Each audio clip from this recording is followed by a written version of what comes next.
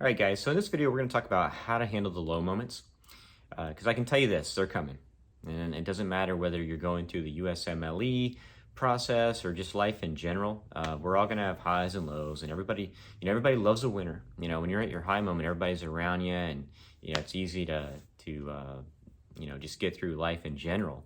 But it's when you're in those low moments of, hey, what do you do? How do you pick yourself up?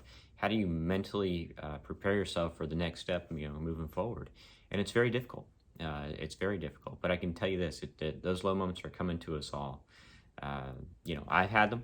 I think many of us have.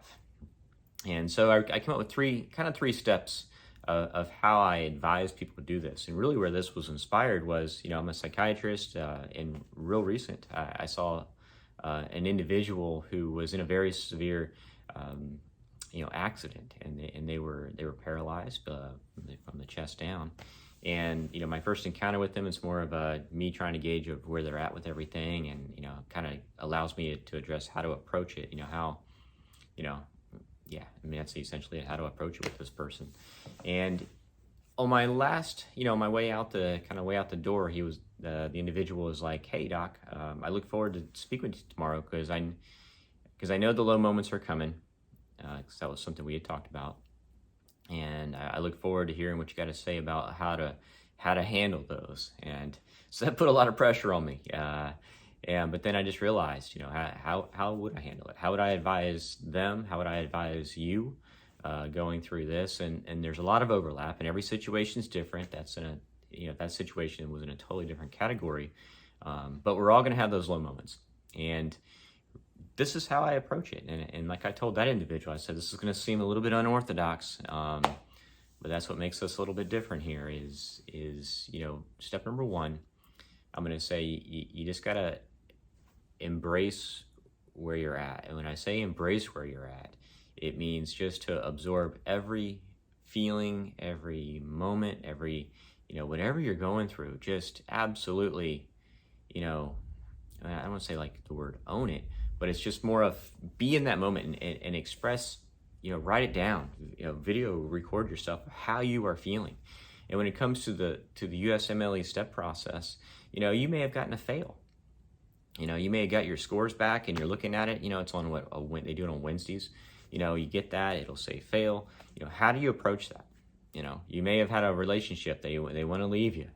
What do you do now? You're like, oh my gosh, I feel like I'm at my lowest moment. What do I do? And I'd say, absolutely, you just, you just go through those emotions. The worst thing, in my opinion, that you can do is suppress it. Really, that's where it just almost like addiction comes from. You have this emotion that's significant, it's severe. It means something to you. And if you were just to suppress it down, it's going to express itself in some other way. And usually that's there's a theory on that's a cause of addiction, because it's more being able to express like when it comes to the step exams.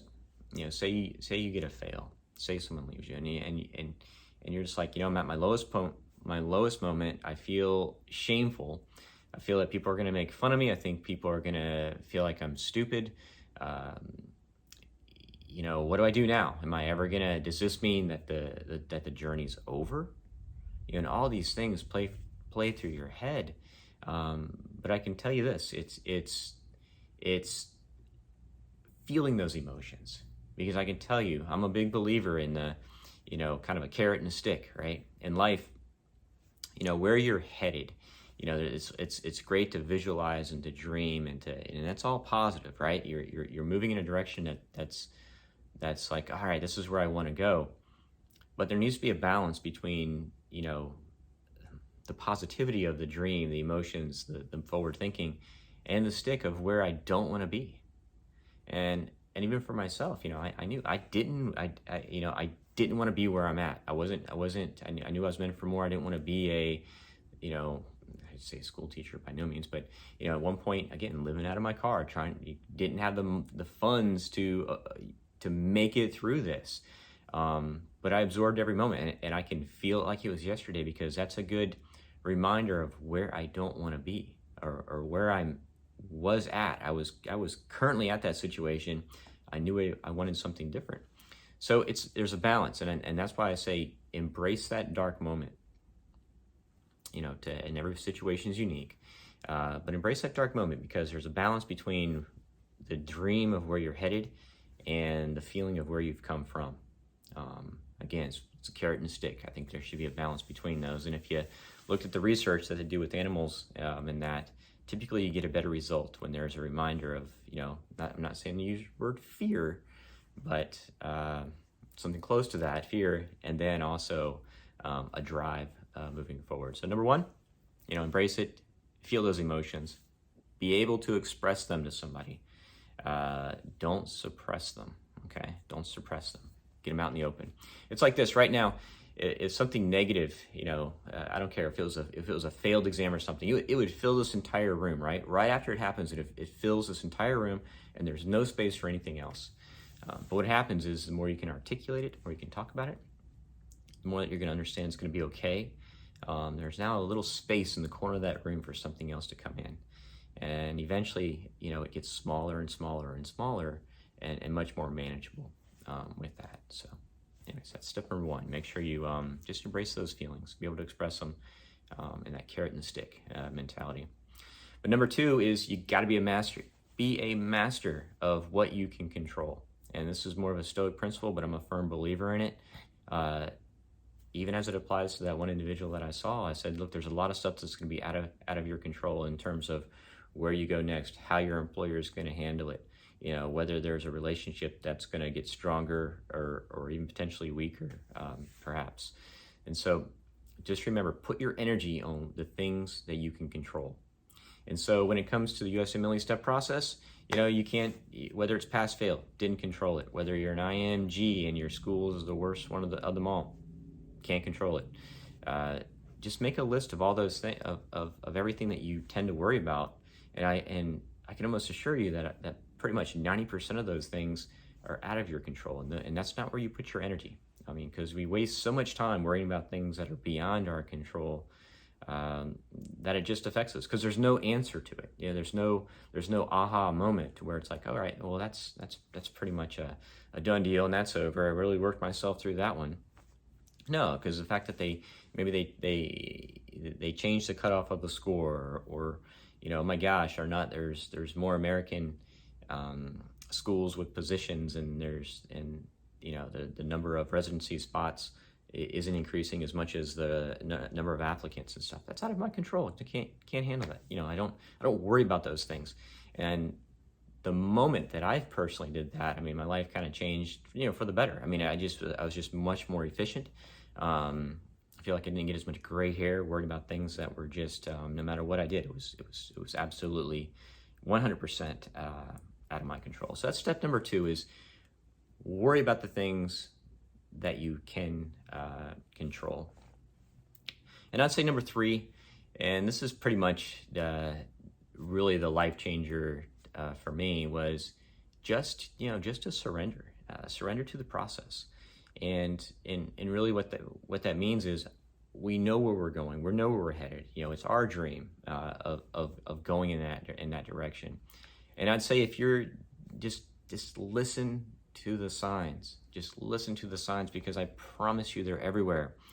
And again, for me, in my story, I was, a school teacher. I was going to be, into the principal, applying for an assistant principal position. Didn't get it, even though I know in my mind, I always interview well. I totally dropped the pass on this one, and it was the worst interview.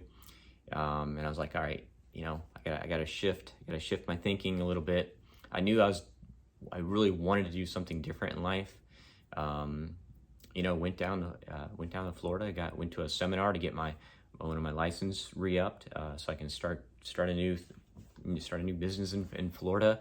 And met this guy, sat at the same table. And even when I say surrender to the process, anyways, that's how I got into medical school through that one person who I randomly sat next to. Nice guy, still friends with him today. Alex, if you're watching this, man, I appreciate everything you've always done for me. And also, another way how I surrendered to the process, when I was going for my clinicals, I was actually working, I was going to school, still being a school teacher. Believe it or not, my school could do that. And eventually I said, look, I got to go all in on this. And I actually did not re-up my teaching license or my teaching position in that school because I was like, I'm going all in on this, and I didn't even have anything. I didn't have a job. I didn't have any clinical setup. But I knew I just had to go, both feet in per se. And sure enough, as crazy as it sounds, within 2 weeks, I got an email back from a guy that I had randomly emailed saying, look, here's my position. I'm looking for a job where I can help you out in your clinic. And then I can, also work and get my clinicals done. And sure enough, the guy was like, I have no idea what you're talking about, but, I just had an opening for something similar to that, and I'm willing to speak with you about it. And sure enough, drove up there and 5-minute interview after a 6-hour drive and got the job. And, I was with them for a little over 2 years. Working for them, and they hooked me up with everybody to complete my clinicals, and so it really worked out. But I had to surrender to the process. I had to quit fighting the whole, had to quit fighting everything and started to listen, listen to those signs, because I promise you, they're everywhere, guys. But really, that's where I would put a lot of my energy into those 3 things. When you were at those low moments, I want you to embrace it. I want you to feel every emotion attached to it, because think about it like this: you're going to help the next guy in line, and this is what I told that individual who's in that severe accident as well. I said, imagine this: there's a person next door, and we were in a hospital setting, and it applies to USMLE as well. Imagine there's somebody next door, and they went through the same similar situation as yourself, and then they were looking at me, and they were looking at you, and they said, look, I need somebody to help me through this. I don't know what to do. They would probably look at me and say, hey, Dr. Neal, you seem like a very nice guy. But I know that they've been through this. I can just tell by the look on their face, the expression,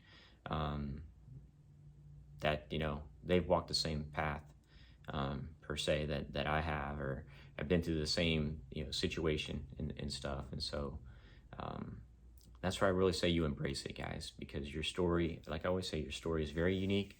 And it's going to help you. It's going to help the next person in line, because like this, how would you advise your younger self? And I say that to many people too. I said, you won't mind not doing it for yourself, but how would you advise your younger self, your younger brother?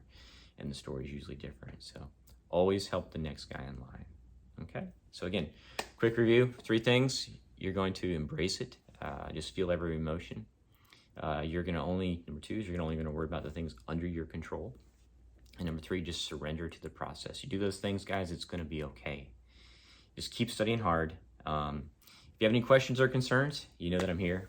Feel free to leave a comment about a video you might like to talk about, guys, because I've walked this path. I know what it's like to you kind of feel like unsure, but I can tell you there's a way out. And once you get to the other side, guys, I'm telling you, it's a whole different world. It's a whole different world. But enjoy the journey along the way as well.